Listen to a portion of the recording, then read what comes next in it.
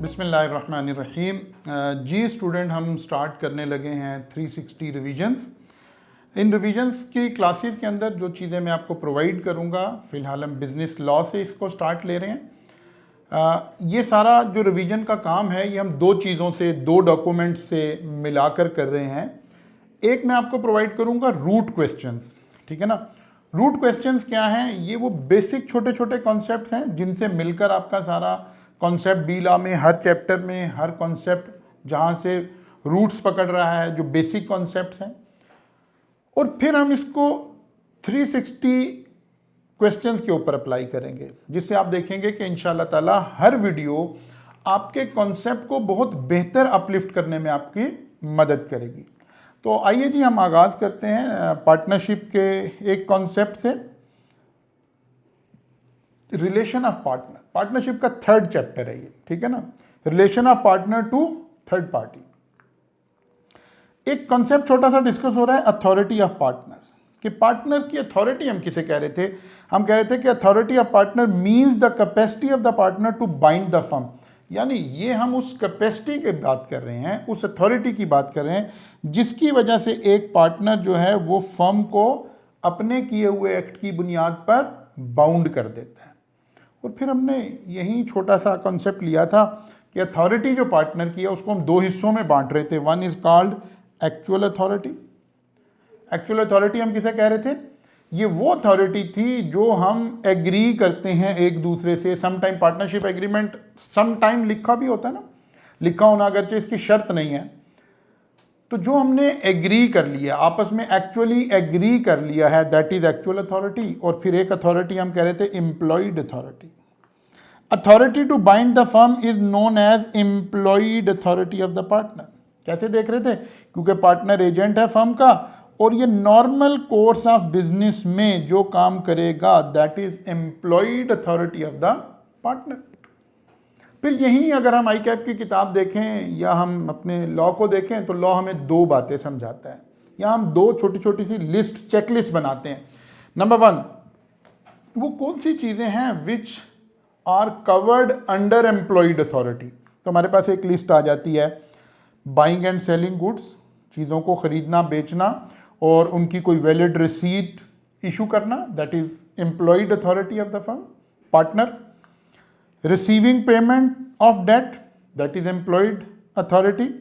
Contracting debt, settling accounts, employing servants, drawing checks, pledge करना movable property को, किसी को sue करना या फर्म की बिहाफ पे किसी को sue करना। ये 8 बातें हम कह रहे हैं these are employed authority of the partner। यानी अगर कोई पार्टनर ये 8 काम कर रहा है तो सामने वाला एम्प्लॉय कर रहा है कि ये फर्म ही कर रही है और ये इसकी अथॉरिटी में मौजूद है। फिर एक बड़ी अहम बात नीचे लिखी हुई है, employed authority can be extended, इससे भी ज़्यादा अथॉरिटी दी जा सकती है, और रिस्ट्रिक्टेड, कम की जा सकती है, only with the consent of all partner. All partner mean consensus. Any one or even majority of partner cannot restrict or extend the employed authority। किसी एक पार्टनर से या मेजॉरिटी से रिस्ट्रिक्ट नहीं हो सकता। एक पार्टनर ने दूसरे पार्टनर को कह दिया कि जी आप ये काम नहीं करेंगे, नहीं, by all partner. Even majority से ये डिसीजन नहीं लिए जा सकते। एम्प्लॉयड अथॉरिटी, 8 बातें। फिर इसका रिवर्सल, कि कौन सी चीज़ें हैं जो एम्प्लॉयड अथॉरिटी में कवर नहीं हो रही, मसलन आर्बिट्रेशन। अगर कोई पार्टनर बगैर अथॉरिटी के आर्बिट्रेशन के प्रोसेस में इन्वॉल्व हो रहा है, आर्बिट्रेशन हमने पढ़ा हुआ, ठीक है ना, लास्ट चैप्टर में भी आपने इसे डिटेल से पढ़ा हुआ। बैंक अकाउंट ओपन करना, कोई पार्टनर फर्म की बिहाफ पे अपने नाम से बैंक अकाउंट ओपन करे, ये एम्प्लॉयड अथॉरिटी में शामिल नहीं है। कंप्रोमाइज़ करना, किसी क्लेम में कंप्रोमाइज़ करना, ठीक है, ये भी एम्प्लॉयड अथॉरिटी में शामिल है। या किसी के खिलाफ जो सूट हमने फाइल की हुई थी, केस फाइल किया हुआ था, उसको विड्रॉ कर लेना, ये भी एक पार्टनर नहीं कर सकता। या किसी केस में लाइबिलिटी को एक्सेप्ट कर लेना, एडमिटिंग अ क्लेम। या एक्विजिशन, इमूवेबल प्रॉपर्टी एक्वायर करना, इमूवेबल प्रॉपर्टी सेल करना और enter into partnership on behalf of other firm. ये 8 बात, उधर वाली 8 बातें एम्प्लॉयड पावर हैं, ये वाली 8 बातें एम्प्लॉयड पावर नहीं है। ठीक है ना। इनमें से कोई काम अगर पार्टनर कर रहा है तो अगर उसको अथॉरिटी दी जाएगी तो वो ये काम करेगा, अदरवाइज नहीं कर सकता। एम्प्लॉयड बाय लॉ नहीं है कि ये पावर आपके पास मौजूद है। एक ये काम हुआ। फिर आया जनाब सेक्शन 25, 26, 27। इस एरिया को हम असल में 360 डिग्री पर जाकर देखना चाह रहे हैं। Liability of partner. पार्टनर की लाइबिलिटी हम कह किसको रहे हैं? हम कह रहे हैं जनाब पार्टनर की लाइबिलिटी की नेचर क्या है? Partner is liable jointly with other partner, सबके साथ मिलकर लाइबल है, यानी सबने पैसे डालने हैं। अगर फर्म के ऊपर कोई लाइबिलिटी आ गई तो पार्टनर की लाइबिलिटी का एक हिस्सा यह है कि सबने पैसे डालने हैं भाई, ज्वाइंटली लाइबल। और एक दूसरा एंगल है सेवरली लाइबल, अकेले। यानी इसको ऐसे समझें, अगर हालात अच्छे हैं, पार्टनर सब दोस्त हैं, काम कर रहे हैं, इकट्ठे हैं, कोई लॉस आ गया है, कोई लाइबिलिटी फर्म पे आ गई है, तो सब लोगों ने पैसे डालने हैं जो उनकी शेयरिंग रेशो है। और अगर कुछ पार्टनर सरेंडर कर गए, भाग गए हैं, अंडरग्राउंड चले गए हैं, तो फिर जो पार्टनर पकड़ा जाएगा वो सारों के पैसे देगा। इसका नाम क्या है? सेवरली लाइबल, अकेले। Jointly and severally, partner is liable jointly and severally. ठीक होगी बात जी? तो इन दोनों को जरा एक दफ़ा आपने नोट कर लेना है। मैं ये स्लाइड्स और ये जितना मटेरियल यूज़ कर रहा हूँ, ये मैं वीडियोस, आप मेरे व्हाट्सएप ग्रुप में आइए, वहाँ मैं ये शेयर करता जाऊँगा।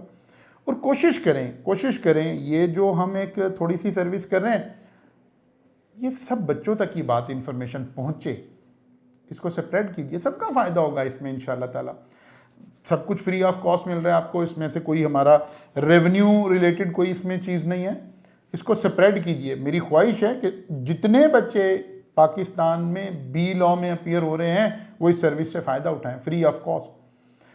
ग्रुप को भी हम 2 वे कर देंगे इंशाल्लाह ताला, वहाँ आपके आंसर्स देंगे, आपके सवालों के जवाब देंगे, और अल्लाह ने चाहा तो ये मोस्ट एक्टिव ग्रुप होगा पाकिस्तान भर में इंशाल्लाह ताला। ठीक है ना। अच्छा जी, सेक्शन 25 हमें ये बता रहा है कि पार्टनर की लाइबिलिटी कैसी है? Jointly and severally. Okay, good, ठीक हो गई बात। आगे चलते हैं, सेक्शन 26। अब आगे असल में इस लाइबिलिटी को बताने का जो असल इंपैक्ट है उसको देखना है। लाइबिलिटी ऑफ फर्म की क्या जिम्मेदारी है for wrongful act of partner? अगर कोई पार्टनर गलत काम कर दे तो क्या फर्म भी जिम्मेदार है? लॉ का ये पोर्शन कौन बता रहा है? सेक्शन 26 बता रहा है। अब देखिए, हम इसे 360 क्यों बोल रहे हैं? जब आप कहीं से भी पढ़ रहे हैं, जहां जिस भी किताब से आप पढ़ रहे हैं, जहां से भी आप पढ़ रहे हैं, तो आप देखिएगा कि एक सम टाइम लॉ की बारीकी आपको समझ नहीं आई उस पढ़ने में। बारीकी जब भी समझ आएगी जब हम लॉ को अनफोल्ड उसी तरह कर रहे हैं। जब तक हम लॉ को अनफोल्ड उस तरह नहीं करेंगे, जब तक हमें उसके हर एंगल, हर परत समझ नहीं आ रही होगी। मसलन देखिए, इसको अनफोल्ड करते हैं। If acting in the ordinary course of the business, अगर हमारा partner acting in the ordinary course of the business का मतलब हो गया अपेरेंट अथॉरिटी, अगर वो अपनी अपेरेंट अथॉरिटी के अंदर रहते हुए कोई काम कर रहा है तो क्या फर्म जिम्मेदार है? और अगर वो if acting with authority of partner, समझाता हूं मैं, पहले देखते हैं। If a partner is acting in the ordinary course of the business of the firm and due to his wrongful omission, या तो उससे कोई ओमिशन हो जाए, या लॉस हो जाए, या इंजरी कॉज हो जाए, या फर्म को कोई पेनल्टी लग जाए, पार्टनर की वजह से, partner ordinary course of business में कोई काम कर रहा है, पार्टनर की वजह से किसी सामने वाले को नुकसान हो जाए, इंजरी हो जाए, या कोई इदारा पार्टनरशिप पर उस इंजरी की वजह से क्या कर दे? फाइन लगा दे, पेनल्टी लगा दे। ये पैसे किसने देने हैं? पार्टनर ने या फर्म ने? तो लिखा हुआ है firm is liable to the same extent as partner. जब हम कहते हैं फर्म इज लाइबल, इसका मतलब होता है all partners are jointly liable. और क्योंकि पार्टनरशिप की हर लाइबिलिटी ज्वाइंटली एंड सेवरली होती है, इसका मतलब है वो वाला उसूल लगा, यानी सब लोग जिम्मेदार हैं। इस बंदे से जो गलती हुई है, ये पैसे किसने देने हैं? फर्म ने देने हैं। जब हम कहते हैं फर्म ने देने हैं, इसका मतलब है हम सब ने मिलकर देने, सब पार्टनर ने मिलकर देने हैं। जैसे कि अच्छा जी, दूसरा आ गया, if the partner is acting with the authority of the partner and due to his wrongful act और ओमिशन और लॉस इंजरी इज कॉज। वो कहते हैं अगर हमने कोई अथॉरिटी दी उसको, यानी उसकी अपेरेंट अथॉरिटी में वो बात नहीं थी, लेकिन हमने उसको ऑथराइज किया कि आप ये काम कर दें, क्योंकि जो चीज़ अपेरेंट अथॉरिटी में नहीं है उसको हम कंसेंसस के जरिए से अथॉरिटी में ऐड कर सकते हैं ना। If the partner is acting with the authority of partner, तो फिर भी क्या हुआ? फिर भी यही है, फर्म इज लाइबल, फर्म जिम्मेदार है, firm is liable means all partner are liable. मसलन इधर एक एग्जांपल देखते हैं। वो कह रहा है यार, एक माइन के अंदर एक बंदा काम कर रहा था, एक मैनेजर काम कर रहा था, उसकी प्रोफेशनल नेग्लिजेंस की वजह से उसने सिक्योरिटी मेजर्स अच्छे नहीं लिए, जिसकी वजह से कोई नुकसान हो गया, किसी को जानी नुकसान। आप देखते हैं ना, लिखा होता है security first. As a result injury was cause to a worker and penalty was imposed by authority, और किसी अथॉरिटी ने एक पेनल्टी लगा दी। Who is responsible? क्या बाकी पार्टनर कह सकते हैं कि नहीं यार मिस्टर फलां की वजह से ये पेनल्टी लगी है तो यही पे करे, हमने थोड़े कहा था? नहीं, ये कैसे काम कर रहा था? आम काम कर रहा था, अपेरेंट अथॉरिटी के अंदर, ऑर्डिनरी कोर्स ऑफ बिजनेस के अंदर काम हो रहा था। Firm is liable, firm is liable means all partner are liable. और इसकी एग्जांपल देखिए, one of the partner who is authorized to purchase goods for firm knowingly purchase stolen goods. हमने तो ऑथराइज किया था चीजें खरीदने का, लेकिन उस बंदे ने नोइंगली कौन सी चीजें खरीद ली? स्टोलन गुड्स खरीद ली। Firm has to pay the amount of to the original owner, हमें पेनल्टी लग गई। कौन जिम्मेदार है? कौन जिम्मेदार है? Firm is liable for the total amount. हमारी अथॉरिटी से ही कर रहा था ना वो। यानी उसूल ये बना कि अगर कोई पार्टनर या तो ऑर्डिनरी कोर्स ऑफ बिजनेस में कोई काम कर रहा हो और कोई नुकसान हो जाए सामने वाले को, तब भी फर्म जिम्मेदार। फर्म जिम्मेदार का मतलब सब जिम्मेदार, या हमारी अथॉरिटी से काम कर रहा हो और उसमें कोई वो गलत काम कर दे, तब भी फर्म जिम्मेदार। फर्म जिम्मेदार का मतलब क्या हो गया? सब जिम्मेदार।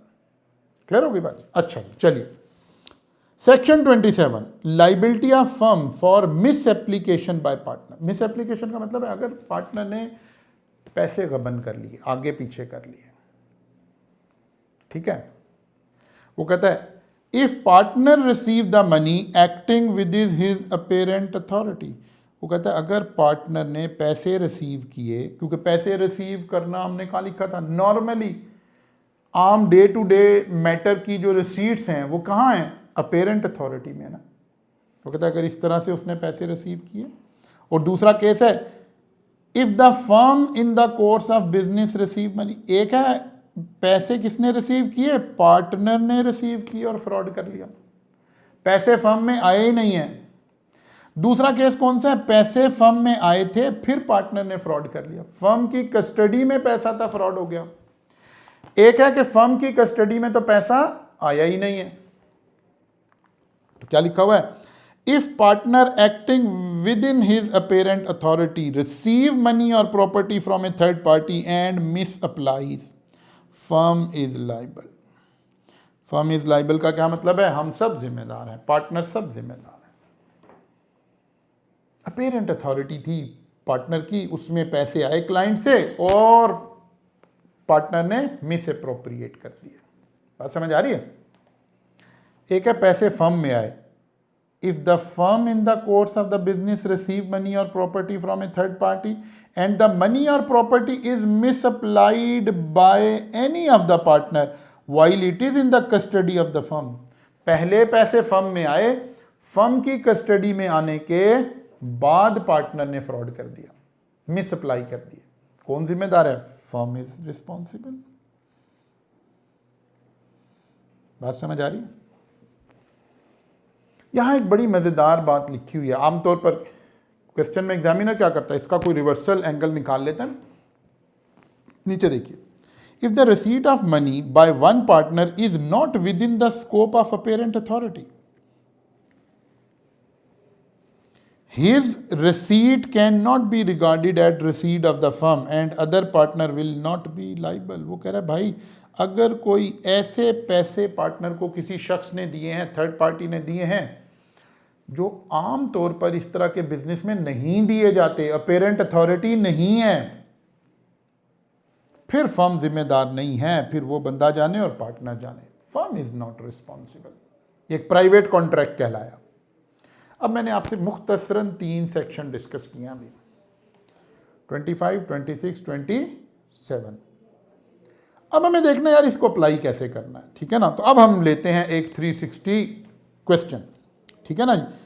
Now liability of the firm, Tom and Jerry are partner in a firm called TJ, sharing profit 40%, 60% respectively. You are required to answer the following scenario in the light of section 27 of the Partnership Act 1932. Number 1, Tom directly received from a customer 500,000 with his apparent authority, सबसे अहम बात, with his apparent authority and misapplies. Explain the liability of the firm and its remaining partner under this scenario. जी कौन है जिम्मेदार जनाब? हमने कहा कि सबसे पहले देखना है क्या ये रिसीट फर्म में आई या पार्टनर बाहर से लेके चला गया। तो पता चला पार्टनर बाहर से लेके चला गया, टॉम ने डायरेक्टली रिसीव किए हैं पैसे। अच्छा जी, एक केस हमें समझ आ गया। दूसरी बात, पैसे अपेरेंट अथॉरिटी में रिसीव हुए या अपेरेंट अथॉरिटी में नहीं हुए? अपेरेंट अथॉरिटी में हुए। तो हम पढ़कर आए हैं अभी, firm is liable. Liable means all partners are liable, ठीक है ना, ऑल पार्टनर्स आर लाइबल। अब ये हम देख रहे हैं किसके एंगल से बात, किसके एंगल से बात? एक्सटर्नल बंदे के एंगल से, कस्टमर के, थर्ड पार्टी के एंगल से, ठीक है ना। हाँ, जब हम टॉम को पकड़ेंगे तो फिर टॉम से सारे पैसे लेंगे फर्म, लेकिन एक्सटर्नल आदमी टॉम से भी रिकवर कर सकता है, जेरी से भी रिकवर कर सकता है। जेरी कहे जी मैंने तो पैसे ही नहीं लिए, या जेरी कहे जी मैं तो 60% का पार्टनर हूं तो मुझसे 60% आप वापस ले लो। नहीं, jointly and severally, jointly and severally. Clear हो गई बात जी? अच्छा जी, चलें आगे, इसी कहानी को थोड़ा सा आगे लेकर चलते हैं। If Tom directly received from a customer rupees 500,000 outside his apparent authority, नहीं, ऐसे पैसे लिए हैं जो इस तरह के कारोबार में लिए नहीं जाते, outside his apparent authority, and misapplies, explain the liability of the firm. No liable, not liable. Firm is not liable. Firm तो जिम्मेदार नहीं है। फर्म कब जिम्मेदार थी? जब अपेरेंट अथॉरिटी के अंदर पैसे रिसीव हो रहे थे, पार्टनर भी जिम्मेदार नहीं है। ये कॉन्ट्रैक्ट टॉम का और उस पर्सन के दरमियान कॉन्ट्रैक्ट है। क्लियर हो गई बात जी? तीसरा एंगल देखते हैं, थर्ड एंगल से इसी बात को देखते हैं। If firm directly receive from a customer, firm ने पैसे रिसीव किए हैं in the course of its business and Tom misapplies from the custody of the firm, explain the liability of the firm. Firm is liable और remaining partner भी liable हैं। कैसे? Jointly and severally. अब आप लोगों ने करना क्या है, इस रिवीजन क्लासेस में होने क्या जा रहा है? हम ये रिवीजन क्लासेस शुरू ही वहां से कर रहे हैं जब हम पिछले काफ़ी दिनों के साथ आपके साथ सोशल मीडिया पे इन टच हैं। हमने यही कहा हुआ था कि तकरीबन यहीं 10, 11, 12 तारीख तक, 13 तारीख तक आप लोगों ने अपनी एक रिवीजन कर लेनी थी, 30 डेज रिवीजन प्लान। अब हम इस तरह के टॉपिक से, कंप्रीहेंसिव टॉपिक से इंशाल्लाह ताला आपको क्या करेंगे, कॉन्सेप्ट को क्लैरिटी में लेकर आएंगे। इसके साथ में आपको क्या प्रोवाइड करूंगा, एक तो ये मटेरियल मैं आपको प्रोवाइड करूंगा। ये मेरा प्रीमियम कंटेंट है, लेकिन जाहिर है स्टूडेंट ही के लिए हमने इसको डिज़ाइन कर रखा है। और ऐसा कंटेंट आपको जनरली नहीं मिलेगा बुक्स के अंदर कि जो एक ही सवाल सारे एंगल को कर रहा हो। अभी तो आज हमने स्टार्ट लिया, बड़े कंप्रीहेंसिव और बड़े हैवी किस्म के सवाल हम करने जा रहे हैं।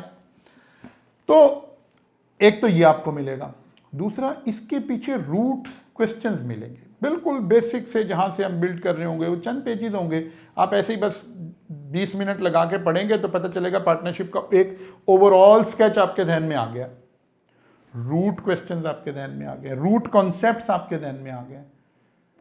फिर आपने जहाँ से भी किया हुआ है बस फिर आप थोड़ी हिम्मत डालें, लिखने की आदत डालें। जैसे अब ये सवाल है ना, इसको लिखिए, इसको ड्राफ्ट करें और फिर देखें कि आप कहाँ खड़े हैं, फिर आपको पता चलेगा कि जनाब आपने कैसे करना है। तो कोशिश करें इस मैसेज को सब बच्चों तक जो बी लॉ दे रहे हैं उन सब तक भी पहुँचाइए, ताकि हम मैक्सिमम बच्चों को फैसिलिटेट करें और आप इस 360 डिग्री क्वेश्चन से मैक्सिमम बेनिफिट उठा सकें।